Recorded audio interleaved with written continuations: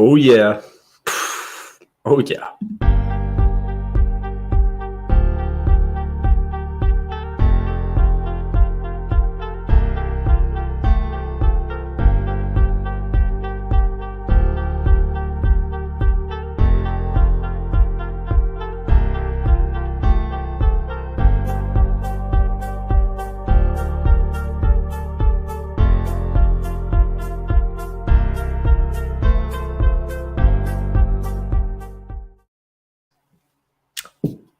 Welcome back to the NBA show. It's the Jackson Elstro show on Wednesdays. I'm just kidding. Welcome back to the NBA show, Wednesday, October 5th, 2022 edition. As you all know, hopefully by now, that we have Matt Vento in the chat. Shout out Matt Vento. We're going to be chat heavy. We're going to be pretty reliant on the chat today, but real quick, as some of you guys know, hopefully everybody knows by now, Cyro on Wednesdays is busy. We'll say it's today's Cyro's off day, so I'm stepping in, and I did this last week, and we had a whopping 47 followers. Now, I know this isn't the biggest live show on the planet, but 47 viewers. We haven't had a number like that in several months. And I watched the tape back. I ran the tape back. I'm like, holy cow, you lost your way with live streaming. So since then, I have been live streaming pretty much every single day, whether it's on Twitch, my main YouTube, my Houston Rockets channel, whatever the case may be. So we are prepared to get into it. However, there's definitely an eyelash in my left eye. What is going on, Aaron? If you're still down to join I'm going to get through kind of the storylines here. If you're still down to join at the end of these storylines, let me know. I don't know if it's my cat. If anybody has allergies and you're allergic to a dog or a cat, basically, if you touch your eye, you're effed. It's like the whole day's like ruined. And I feel like I'm sick because I pet my beautiful cat. Stream first Rockets game with Austin and Swag. So I'll actually – the first game's away. I'll hit up Austin. I'll hit up Swaggy. I think Swaggy's done with live streaming at the time. Well, with the time being, I haven't seen Swaggy live stream in a very long time. So, I'll hit him up. But, as you know, I'll be at the Houston Rockets home opener. So – maybe we'll do a little on-court stream there. So the main storyline, and this is really one of the only things I want to get. Whoa, Ho, you fat? This is a dude's name? Ho, you fat? Is this real? Hold on. That is, can you guys see the screen? I have the screen pulled up. Do you see this? Ho, you fat? Got to help a buddy move some heavy rocks. We'll be listening, but not chatting as much. Hopefully it doesn't take long. Appreciate you, Thomas, and welcome back to Twitter. I cannot believe this is a real basketball player.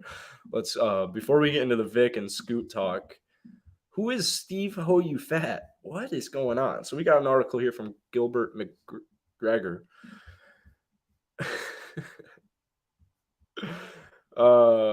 Coming off Metropolitans 92 is veteran forward Steve Ho You Fat, who is entering his second season with the club and 14th season of professional basketball. As you might expect, the Ho You Fat surname has made headlines since the 92 took center stage on ESPN2. Who is Steve Ho You Fat? He's a French basketball player that was born in French Guinea. Throughout the course of his professional career, Ho You Fat has played for a number of French clubs. All right, Ho You Fat.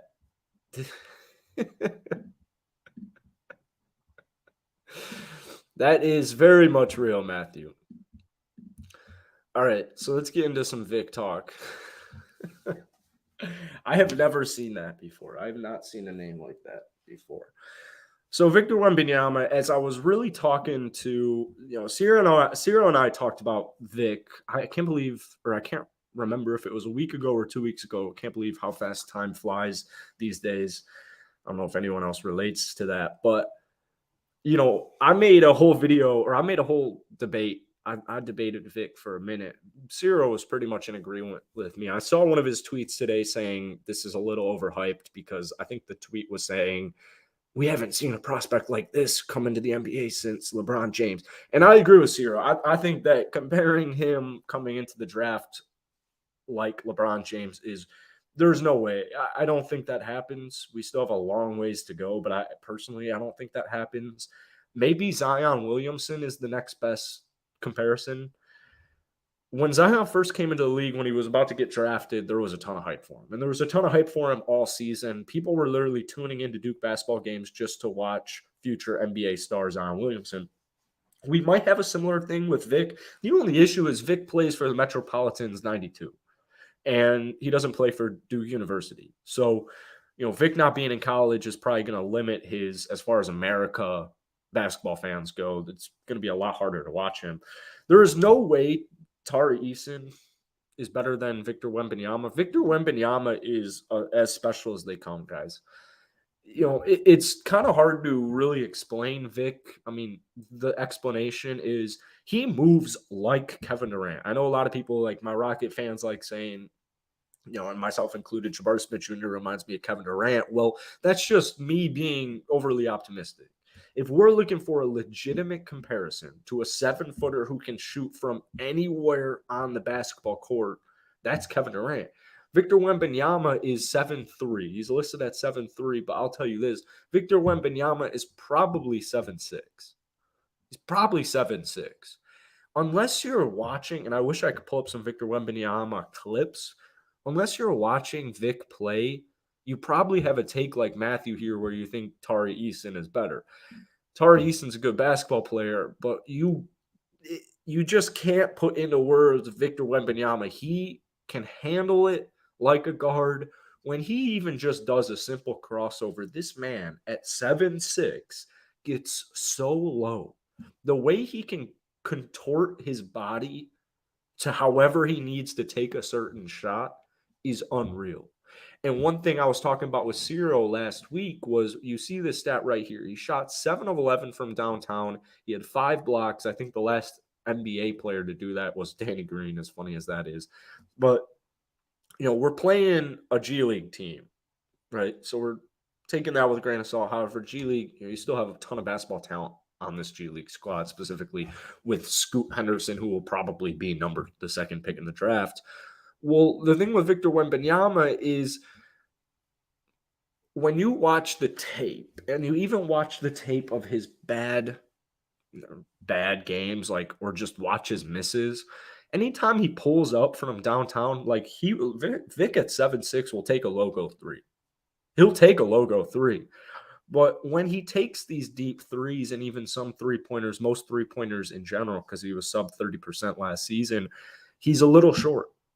It's on the right target. It's just a little bit short. And the reason I'm coming up with is he just needs more leg muscles. I think it's as simple as that. He just literally needs more muscles on his lower body. And once that starts to come in, once he starts to grow into his body, that's when you're going to see a Victor Wembanyama who, might even end up as a Hall of Famer. I know that is getting very, very far stretched, but I've never seen a 7'6". You don't see many 7'6" basketball players or 7'6" people in general, but the way he, it's nothing like Yao Ming, the way he moves his body. It's literally like Kevin Durant, and that is the best possible comparison. Oh, man. Like I said, dude, I don't know what is going on with this nose. Hopefully you guys couldn't see that. Let's see. Yeah, a little bit. So Victor Wembanyama, we're going to be taking a look at him on this show specifically all season. All season, we're going to be covering Victor Wembanyama, or at least I am.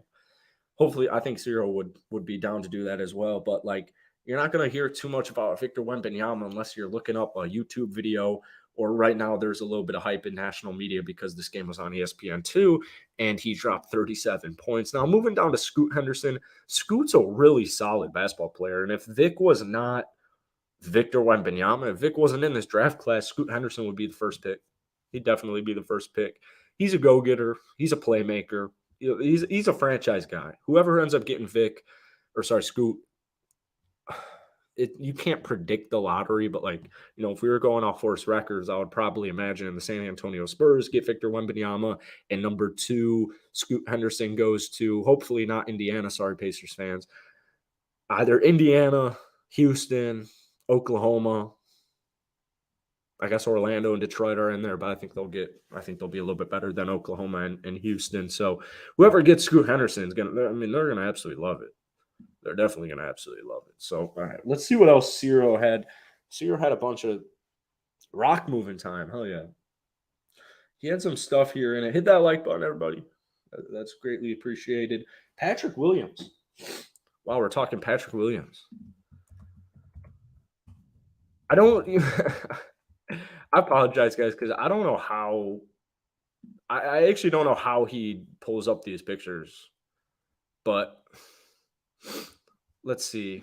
You know what? We're just gonna go to ESPN again. This was probably gonna be a bad clip video. I need to ask him how he pulls up these pictures. Shout out to producer Cyro. We're still looking for a producer. We're about 31 subscribers away from monetization, and once we get monetized, I'm looking to bring on a thumbnail and a clip guy. And ideally, the thumbnail and the clip guy are the same person because that just makes it so much just so much easier actually. But we're going to go ahead, pull this up right here. Patrick Williams, my Chicago Bulls. Can you guys see this MJ jersey? You can see it. You can't see that it's MJ. Make sure there's no volume playing on this. And we'll scroll on down to Patrick Williams. So the Chicago Bulls got it going last night. They opened up their preseason, opened up their basketball season against the New Orleans Pelicans. Now, the main talking point was not anybody on the Chicago Bulls, and it was Zion Williams. Zion Williamson looked super solid. But I guess we're talking about Patrick Williams, and my guess is I don't think any injury or anything crazy has happened.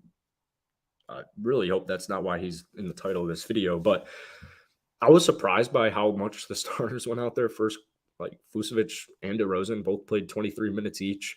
DeMar DeRozan in just 23 minutes got to the free throw line 12 times, took 12 free throws. So that's its own whole crazy statistic in its own. But Patrick Williams, to open up the preseason, 17 minutes, 2 of 7 from the field, 1 of 2 from downtown, finished with 5 points, 5 rebounds, and an assist. Now, I think Cyro and I are on the same page, but as far as I'm concerned, if I want Patrick Williams to turn into, I need him to start scoring the basketball.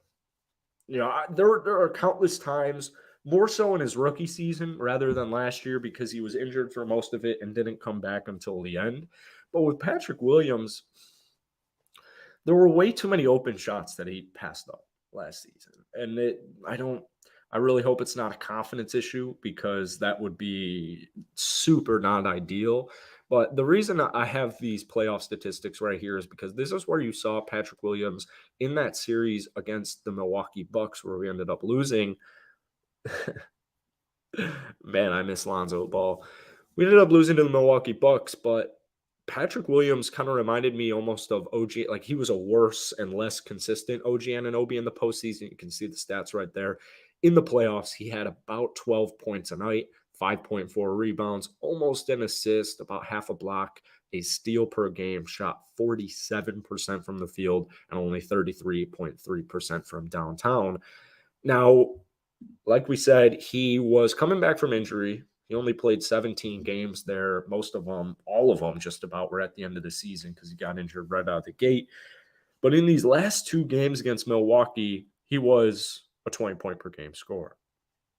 So I don't know how we get him going because I would assume Patrick Williams, right? We have Levine, we have DeRozan, and we have Vucevic. Those are 3 options right there. So Patrick Williams is the 4th option. You would think Patrick, in his 3rd year, 21 years old, he just turned 21 years old, actually. It's pretty crazy. You would think he'd get it going offensively. I personally want where can we see just straight up season by season stats? I want a Kawhi Leonard. Is this playing with sound? Get out of here. The fuck? It's the most annoying thing in the world. I need Patrick Williams to get to double digits at least, dude. I at least need Patrick Williams getting to double digits.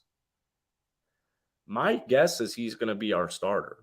I have an issue thinking of any possible starting lineup where he isn't our starter. They'd have to go really small if that's what you wanted. You'd have to start like Goran or Dosunmu, whoever they're deciding, Levine, like Javante or DJ would have to be in there, and then DeMar at the 4. I don't know why Patrick Williams wouldn't start. It would be because of his offensive limitations, actually, to answer that question. But what's up, Andre? How you doing, man? We're alone in today's in today's live stream. We got a quick one because I don't know. Maybe we don't have a quick one, but I'm assuming we got a quick one here. We're talking about Patrick Williams. His 52% in 17 games, small sample size, 52%, almost 2 threes a game. That's a really inspiring number. And even in his rookie season, where he started every game he played in all 71 of them, still shot 39% from downtown. So I really just need Patrick Williams to. I don't think it's a mindset issue. I really don't. I think we'd see some issues with the free throws and just more confidence issues. But it's not like Patrick Williams is scared to shoot it. It's just more so he doesn't take his advantage when he gets in those opportunities. I need him to be more aggressive. I just need him to be more aggressive. So Andre says Pat Williams has hit a bit of a wall, need a clear development path for him. So, yeah. I mean, let me pull up Kawhi's stats because he's the guy us Bulls fans, we love to compare him to Kawhi Leonard as far as his potential goes. Obviously, he's not currently Kawhi Leonard, but Kawhi Leonard in his rookie season played about 24 minutes a night, kind of as their sixth-ish man, seventh man, 8 points a night. 8 points on 24 minutes. So second season, Kawhi Leonard starts in every game he plays in. 31 minutes, only 12 points. Third season, once again, starts every game he possibly can, all 66 of them, 29 minutes a night. But we only see a slight point increase from 11.9 to 12.8. Now, if Patrick Williams was guarding, now he's a really good defender. If he was guarding at the all-NBA defense level, like Kawhi Leonard was when he first came into the league, I'd feel a little bit better just because – you don't need 5 players. All 5 of your starters don't need to be 20-point per game scorers. You don't need somebody to score. You just need them to be, if you're going to have a guy who's mainly better on the defensive end and has offensive limitations, you at least need him to be playable, right? Not Andre Robertson. Andre Robertson was so bad on the offensive end. Let's actually pull up his stats here because that's just something fun to do. Andre Robertson was so bad on the offensive end. This man in his career high was 6.6 a night. He was playing over 30 minutes that season. Career, Andre Robertson is a 4.5 scorer. Career, 25% three-point shooter. So, unfortunately, it looks like Andre Robertson's NBA career is over. He lasted until he was about 30 years old, only played in 12 combined games in his last 2 years due to injuries and what have you. But, thankfully, we're not quite at the Andre Robertson level. But if you're going to be like a Tony Allen, where you're going to be a specialist, let's just pull up Tony Allen's stats as well. Kind of shitty you guys can't see this. Tony Allen, career 28% three-point shooter, career 8-point per game scorer, but he was still very much adequate. He's still taking almost 10 attempts a night. Tony Allen, we know he was limited on the offensive end, but I still trust Tony Allen taking shots he's going to take. If he never even took, there was one season where he averaged 1 3 a night, and that was he shot 24% from downtown. I still am not leaving Tony Allen wide open. Maybe if I'm slow or late on a rotation, I'll leave Tony Allen wide open, but that's the only possible situation. So Patrick Williams, the good news is he's not a trash on offense. He can shoot. He's solid. What's up, Chris? How you doing? But we need him to get more aggressive. We need him to take more threes because you're going to be open, dude. You're going to be open. You have Zach LaVine, DeMar DeRozan, and Nikola Vucevic out on the court at the same time as you. You're going to be open plenty of times. You're going to be open several times every single time you step out there on the court. So I just need Patrick Williams to say, I'm taking these shots. And Billy Donovan should be giving him the green light, especially with his three-point percentage last season of over 50%. He should definitely have the green light. So I don't know what's going on. If it's internal, I really don't know. And as a Chicago Bulls fan, this is something that's extremely, extremely upsetting. It's, you know what, actually, that's me being dramatic. It's not extremely upsetting. It's just pisses me off. It rubs me the wrong way because I'm like, shoot the ball. You can shoot it. But that's just something us Bulls fans have been dealing with in Patrick Williams' rookie season, and then we were hoping for changes last season, and we didn't see any changes last season. However, he came in, he was playing less than 25 minutes a night. They're managing him, getting him ready for the playoffs. So this is the year right here. We're not going to put too much stock into one preseason game for Patrick Williams, but I will tell you, ideally, do I like Patrick Williams' first game? Not necessarily scoring 5 points, but I like that he took 7 attempts. I like that he outshot Zach LaVine. I like that he outshot Ayo Dosunmu. I like that he outshot a lot of these guys. And by outshot, I just mean taking 7 attempts. So we'll see in the next Bulls preseason game. It's preseason. I'm not going crazy. I'm not losing my mind for any of this type of stuff. So, all right. What do we got next? Pretenders. Oh, man. I shouldn't be unhinged like this because who's a pretender? Well, I'll tell you. In fact, I'll one up that and I'll show you who the pretenders are. And while I pull that up, if anybody who's watching this right now and you're chatting, go ahead, drop your pretender down below and we'll discuss it. But I've got my pretender right here. And they're on the screen in T-3, 2, 1. You all know it. It's the Phoenix Suns. It's very clearly the Phoenix Suns. Now, here's the thing. Phoenix is a good basketball team, right? So I don't want it to seem, whenever I talk about the Phoenix Suns, I'm not trying to diss this basketball squad. However, I worry about their longevity. Will they be a talented basketball roster this season? 100%. DeAndre Jordan, dumbass. DeAndre Ayton in his first preseason game, he had a ton of dunks and he looked a lot more aggressive. And that's what Phoenix Suns fans and that's what basketball fans all across the world have been preaching for DeAndre Ayton. Just, dude, you're freaking huge. These guys can't guard you. Be a man, go up with the ball, and feast, right? Just do that, DeAndre.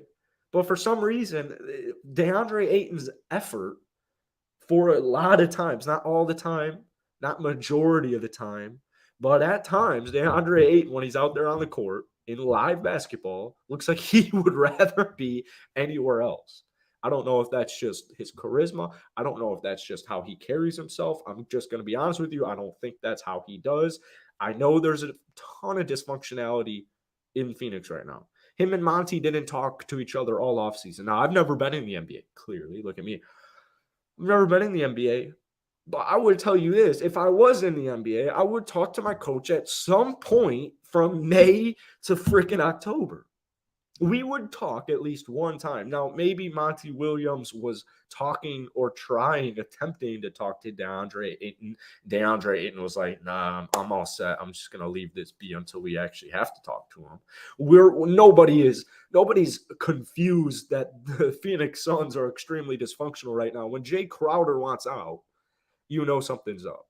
I don't even want to get in the Robert Sarver discussions because that man should have been fired the second that shit came out. Robert Sarver, he's a horrible owner, first off, for the Phoenix Suns. He's a horrible majority owner. The Phoenix Suns have not been that aggressive. I'm shocked they have Chris Paul. I'm shocked the Phoenix Suns have Chris Paul right now because that's how lenient, that's how tedious, that's how unaggressive the Phoenix Suns have been in my entire 10 year of watching basketball in the last 10, 15 years. So when we look at Phoenix, my issue is not DeAndre Ayton. My issue is not Devin Booker. I don't really even have an issue with Chris Paul because I still know he's getting up there in age. But look at this last season. He's still giving me 15. He's still giving me a bunch of assists. He's still giving me 11 assists. Is that his career high? Just around his career high.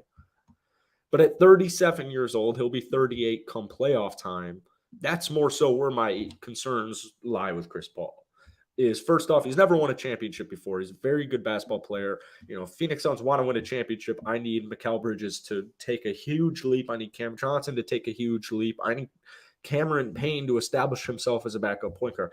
That's where my issue lies with Phoenix, is not necessarily their big three and, Chris, CP0, DeAndre Bitchton, like none of that. Devin Booker's still a great basketball player. You have championship talent on your roster, as we saw 2 seasons ago. But as what we also saw last season when New Orleans almost took them down, it's like, well, how deep are you guys really? And what happened last season, they got less deep. This team just straight up got less deep. You lost JaVale McGee. However, you still have enough talent to win it all.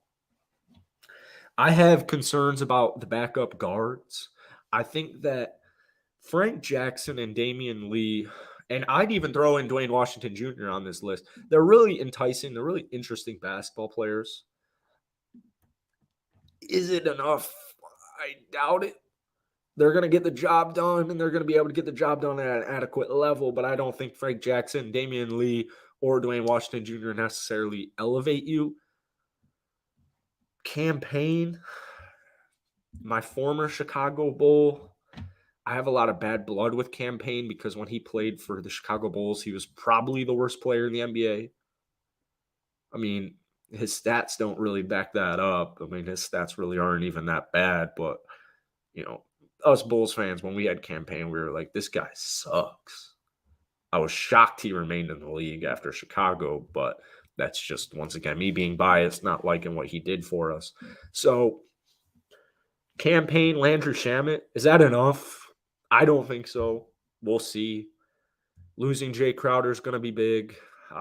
In the first preseason game, we saw Mikal Bridges and Cam Johnson initiate a lot of offense. I don't think that's the move. I'd actually rather have Cam Payne initiate offense than Cam Johnson or Mikal Bridges. No disrespect to Cam Johnson or Mikal Bridges because they're phenomenal basketball players. Cam Johnson, unfortunately, got injured at the end of last season just as he dropped a 40-point game, just as he was like beginning to ascend, beginning to rise to that next level, thinking, oh, damn, Cam Johnson's a wild card. He might be an X factor for us this playoff run. But I don't think Mikal Bridges or Cam Johnson, that's not their games to me. They're 3-and-D guys. They're great shooters. Both of them are phenomenal shooters. Cam Johnson especially, plus 40% three-point shooter last season. They're really good shooters. But I think you got to stick with your initiation on offense. If you're going to be in the starters, it's going to be Chris Paul. It's going to be Devin Booker. Now, once we get to the bench, that's where I have concerns because Cam Payne's okay. Landry Shamet, they used him way too much playmaking. He can't create. Landry Shamet can't create. This was a guy who a couple of seasons ago when he was with the Clippers, he couldn't even bring the ball up, guys. So that's where my concerns lie, is their depth. You have enticing players. Frank Jackson, Damian Lee, Dwayne Washington Jr., TLC, Okogie. They're enticing. But the only guy on that bench I can really rely on is maybe Cameron Payne, Bismack, and Cam Johnson, but he'll probably be a starter once Jay Crowder gets traded. Torrey Craig, I can rely on. Dario Saric, he's also an enticing player, enticing role player. I think he's gotten a bad rap, but I worry for Phoenix. So to me, the pretenders are the Phoenix Suns, if I had to pick one. Now in the Eastern Conference, do we have any pretenders in the East? We got Chad B in his B. What's up, Chad? Raps Celtics tonight. Expecting a solid video for the follow-up afterwards. Unfortunately, I do have some stuff tonight, so I got my video out already for the day, Golden State Warriors.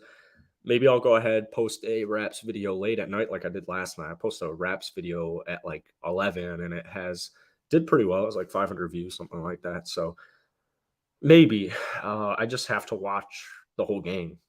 And on League Pass, it's really easy to watch the whole game, but I don't make videos on games I haven't watched, so it might be tomorrow, Chad.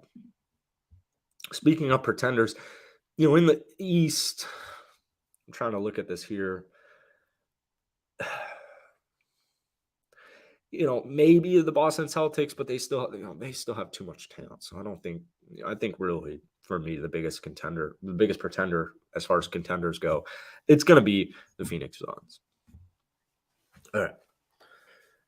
So Oh, we got one from Chris here. I'm not gonna lie, I don't care whoever we pick between Scott or Vic to the Rockets. If the Rockets get a top 2 pick, man, our future is completely set. And if the Rockets were to actually get either Vic or Scoot, if the Rockets were that bad, it would probably be due to an injury to a guy like, Jalen Green missing a chunk of the season, Jabari Smith Jr. missing a chunk of the season, KPJ missing a chunk of the season. If the Rockets are going to be one of the worst 2 teams in the league, maybe they end up, being like the 4th or 5th worst team, which is a lot more realistic. You still get 25 wins or so, and you get lucky and you fall to number 2 in the lottery, you fall to number 1 in the lottery. The Rockets also have a bunch of first-round picks that might be enticing. So if Houston falls to like 4 or 5, you can definitely move up to like 3. It's going to take a lot. I don't think you can really move up to 1 or 2 if Scoot and Vic continue to play the way they've been playing. The way Vic and Scoot played last night, if they play like that for the entirety of their seasons, there is no way, shape, or form that a team that has 1 or 2, unless you're giving them, unless it's like the Pacers, and you're giving them stars, I have a hard time believing the Rockets will actually get one of these 2 players. But if they did, I would do what the Detroit Pistons decided to do. And I would be like, all right, we got to look at our roster. We got to unload the guys that aren't going to be a part of this. And we got to fill in the rest of the gaps in free agency.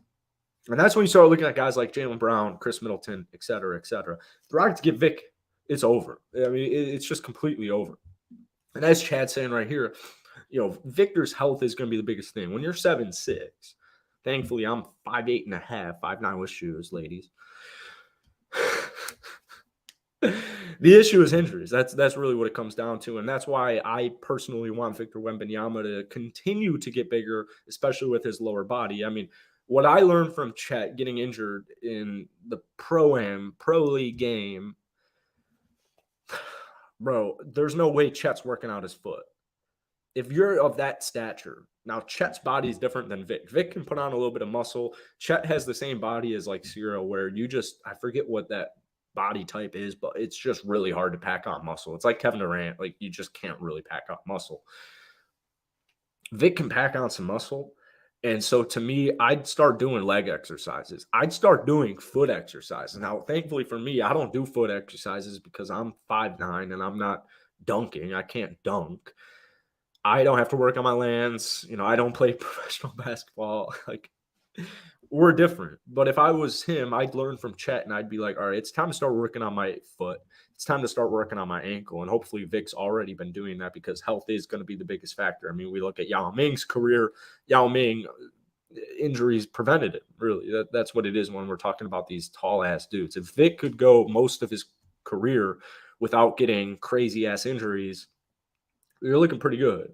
I don't want to say we're looking at a Hall of Fame, but you're looking at a possible Hall of Fame guy. Victor Wembanyama is a franchise-altering piece. He's a generational talent. As I was saying in the beginning of this video, your live stream, like, the only comparable player is Kevin Durant, and he's 6 inches taller than Kevin Durant. He's 7'6". It's crazy. It's absolutely crazy. If you look at the Pistons on paper, their team is nice. The Pistons have a really solid basketball team. We'll pull it up here.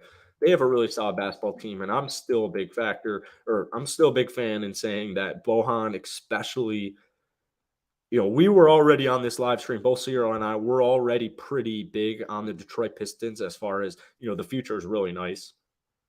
What I'm doing this season is I'm evaluating guys like Saddiq Bey. I know Saddiq dropped 50 last season, but I want to know, is Saddiq Bey going to be a long-term piece here? I just want to solidify it. I think he will.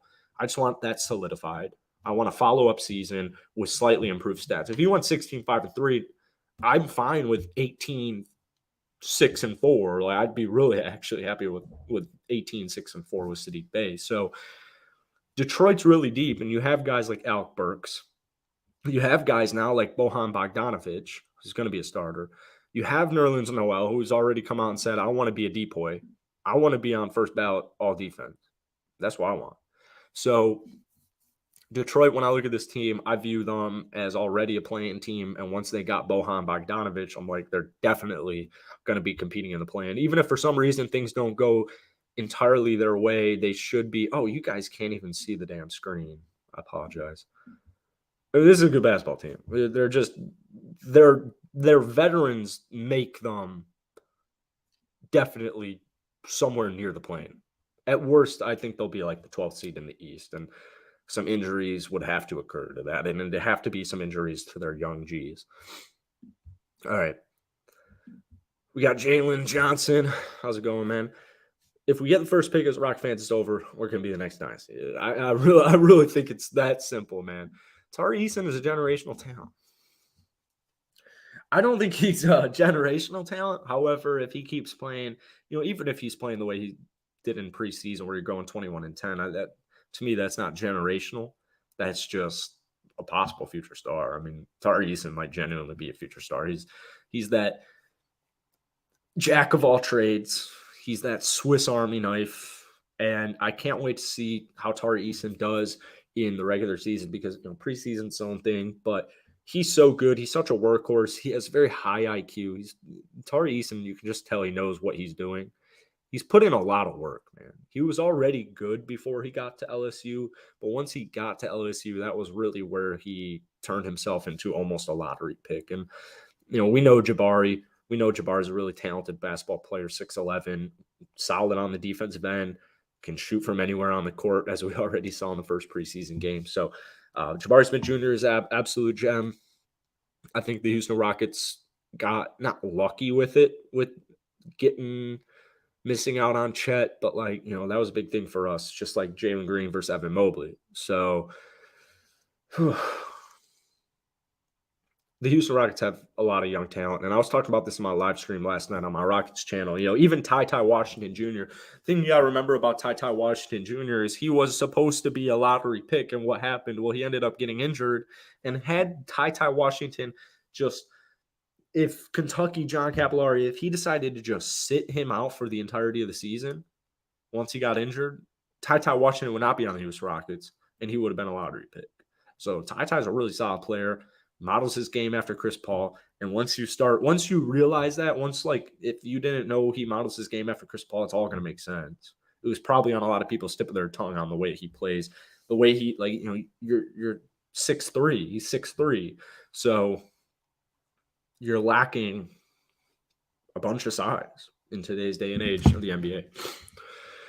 I'm doing good, bro. I'm interested to see which team you're looking forward to watching this season. Well, Houston, Toronto, Detroit, those guys are at the top of my list, but let's pull up this share screen and let's find a team that I'm enticed to watch. I'm not high on Ty. Damn. It's tough. Well, I'd get on board. So, to be honest, man, I'm excited to watch a lot of basketball teams, but, we'll go a little basic here. We're going to go with the Brooklyn Nets. All right. Kyrie Irving currently not in long-term plans of Lakers. Interesting. Lakers are also enticing. I wanted to talk about Lakers, but I might not end up having the time for it. The side of the Lakers keeping 2 first-round picks that I was listening to, I can't remember if I was just listening to AM radio on my way to the gym today or if I was listening to a podcast. Some podcast or show I was listening to earlier today, it was like, what if Bradley Beal halfway through the season's like, I'm out? Well, those 2 first-round picks, you can go out there and get Bradley Beal. So that's a whole nother thing. But a team I'm really interested in right now are the Brooklyn Nets.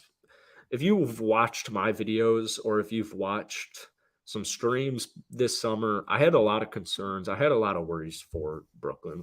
Brooklyn last season, to me, as Markieff Morris said, who also was a huge addition to them, they were soft. They were just a soft basketball team. Kevin Durant had a bunch of comments to say he wants Steve Kerr. He wants Steve Nash to hold the team and players more accountable. That's what you need. You need these guys holding themselves accountable. Now, you got swept by Boston in the first round of the playoffs. I'm not putting too much stock into it. I still think Kyrie and KD is way too much talent to get swept by any basketball team, but their bench, their depth, I think we actually can scroll down and just see it here. This is nothing, dude. I mean, this is absolutely nothing. If I'm relying heavily on guys like Blake Griffin, LaMarcus Aldridge, Goran Dragic, it's just too many older players. So you had talent. You had KD, you had Kyrie, you had Seth Curry, you had Bruce Brown Jr., who was a huge loss, but thankfully they picked up Markieff Morris, Yuta Watanabe, TJ Warren to help fill that role. Royce O'Neal is Not the same player as Bruce Brown Jr., but very similar players. So you didn't, don't miss Bruce Brown, but they definitely filled that gap. And especially with everything, they had such limited options in this offseason. But when we look at this roster right now, it's just so different. But it's mainly revolving around Ben Simmons. I mean, now that the whole C word is kind of done and over, and you have Kyrie Irving for the entirety of the season, they're going to be so much better just because you have Kyrie for the whole season. So Kyrie, KD, they got to stay healthy. Nicholas Claxton, I was very impressed by him in their first preseason game. I think Claxton's a very underrated big man. But now you also have guys, Day'Ron Sharpe, I did not like the way he played in any way, shape, or form in their preseason game. I'm not concerned. Thankfully, all I'll say is thankfully they have Ben Simmons, and you will see Ben Simmons as the 5. We already saw Ben Simmons mainly play in the paint with KD and Kyrie against Philadelphia in their first preseason game. But this is a really talented, deep team. They just improved so much depth-wise, and they're more healthy now. I think this is a really enticing team. And I know my boy Cyro would agree with this, and we were talking about it a little bit yesterday. If you watch, I bet even if you watch just like a highlight reel of the Brooklyn Nets Philly game a couple of nights ago, Edmund Sumner had a huge impact. Like Edmund Sumner was all over. He was just this spark off of the bench. I think he is way better than Chris Chiozza. No disrespect to Chris Chiozza. I remember watching him in college, scouting him getting ready for college or to the NBA. But Chris Chiozza, I don't think he's the answer. I really just don't think he's the answer. I feel so much better with Edmund Sumner. We'll wait and see. That's a big ass ad. We're gonna get rid of that.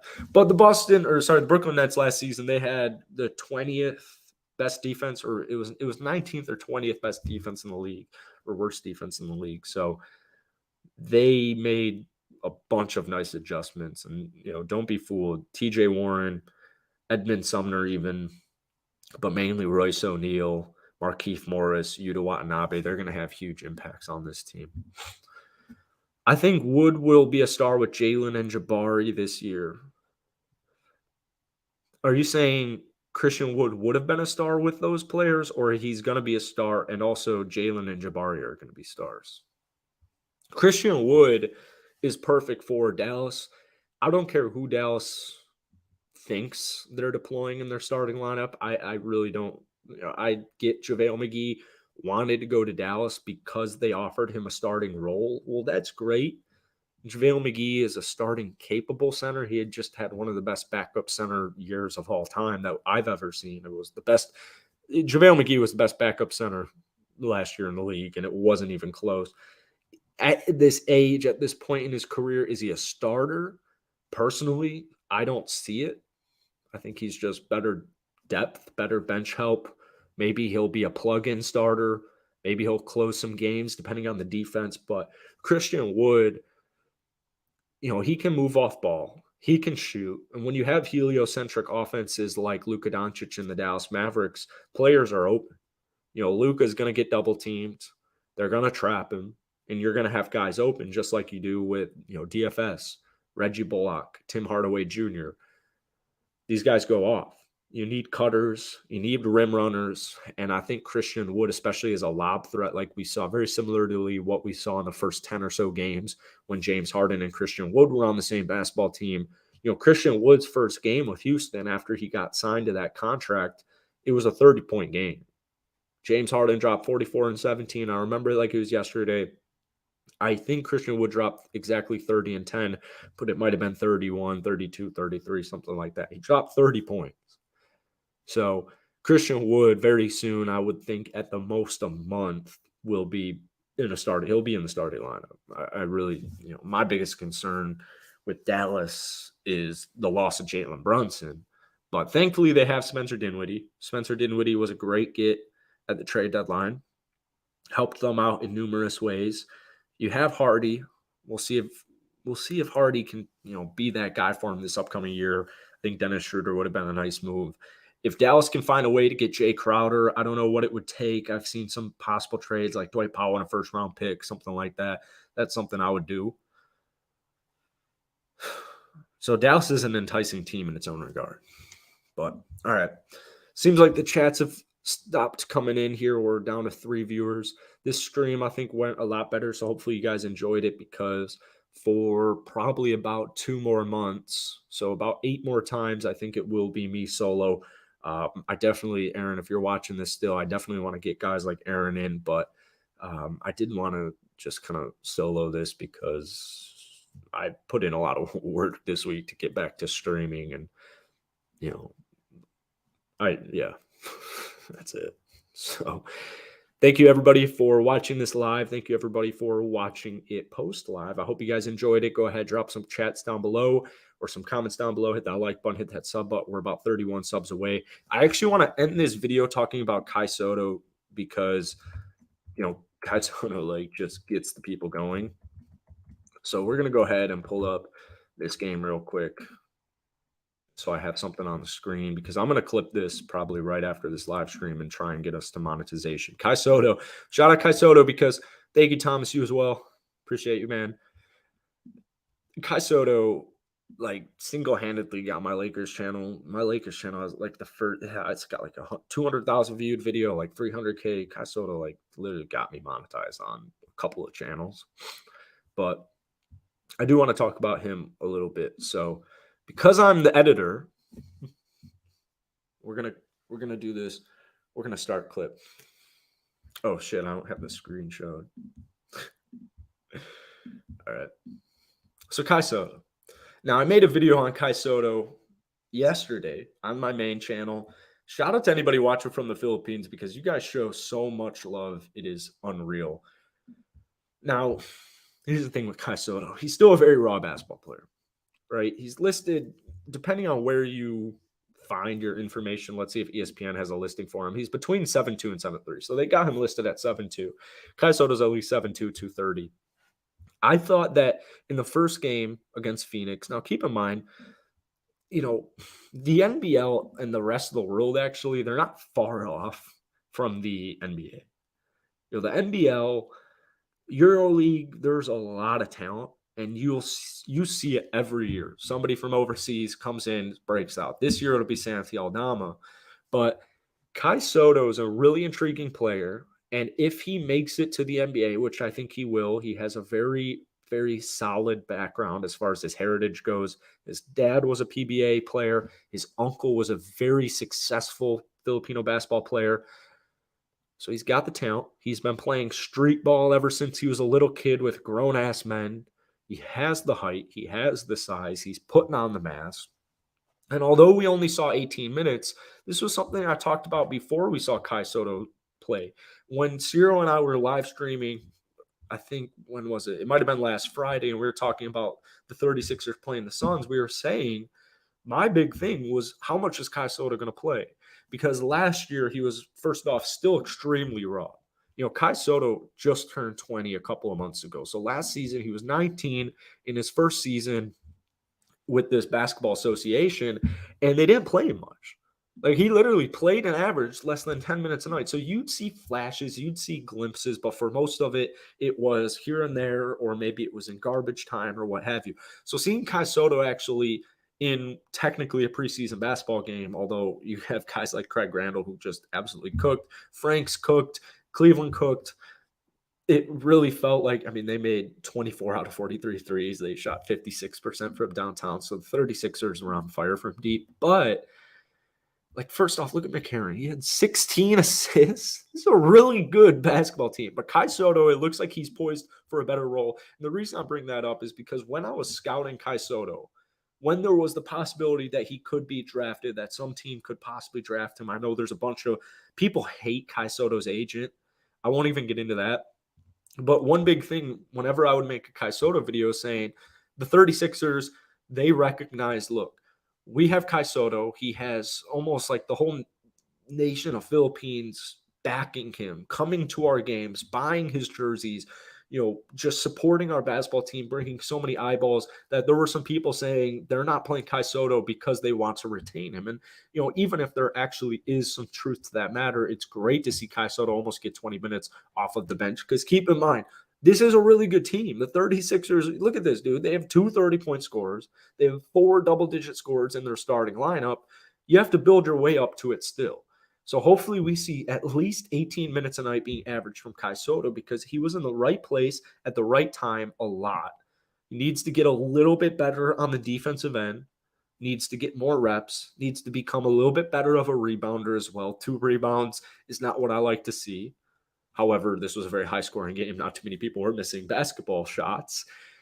But 11 points, 2 rebounds, assist, 2 steals, made 1 out of 2 threes, 3 of 6 from the field, 4 of 4 from downtown. Kai Soto will have a role in the NBA relatively soon. Might be a couple of years down the line, but I would say at most 3 years from now, you will see Kai Soto in the NBA, and I think he will cement himself as at least a valuable role player on any team in this league. So that's the Kai Soto segment. Thank you guys so much for watching or listening to today's live NBA show. It should be available on all streaming platforms. If you guys ever miss a show, first off, I do recommend buying YouTube Premium because you can watch. It's like $14 a month. It's like one of the best investments I have right now, honestly. But you can watch, you can download stuff. You can watch it. Like, I'll go to the gym, I'll play a YouTube video, and I'll close it. I'll lock my screen. So, if you don't have YouTube Premium, we're on all streaming sites. If you want to ever just listen to one of our shows from days you missed or what have you. But I unfortunately will not be here tomorrow. It's my off day. I'm just kidding. It's not my off day, but I do have something that I need to do. You guys know I would not miss a show just for missing a show. If I've ever missed a show, it was when we were doing the 9:30 a.m. live streams, and I would just not wake up to my alarm. But we settled that. We got that down right when it became a problem. I think I had like 2 and 3 days or something like that. So I won't see you tomorrow to be Cyro. Maybe he'll bring on Swaggy. Maybe he'll bring on Aaron. Maybe he'll bring on his buddy Luke, what have you. But I'll see you guys on Friday. And I got to get back to Florida. And whenever that happens, man, I mean, we're already pretty much rolling on this show. Like I said, we're almost at 1,000 subscribers. So I appreciate all the love, everybody who just watches, even if you don't comment, but really shout out to everybody who's commenting as well. It makes the show a little bit more interactive. And I hope you all have a blessed night. And I'll catch you cats on the flip.